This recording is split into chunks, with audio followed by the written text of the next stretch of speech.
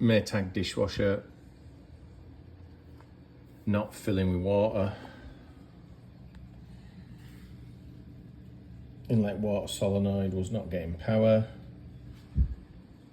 Jet door switch.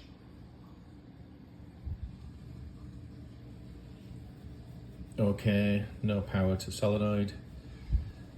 They don't tell you this, but found the technical O&M. P61, P61, P63, test for power in those two parts. Circuit not made. Follow the wires. It got too hot and melted, so I put a new water inlet valve on, and we'll just crimp those back together, make a bit of repair on the wire, and off you go. That was key, finding that circuit broken. It'll save you a lot of time. Check power's coming from there to your valve. If not, check your wiring. Good luck.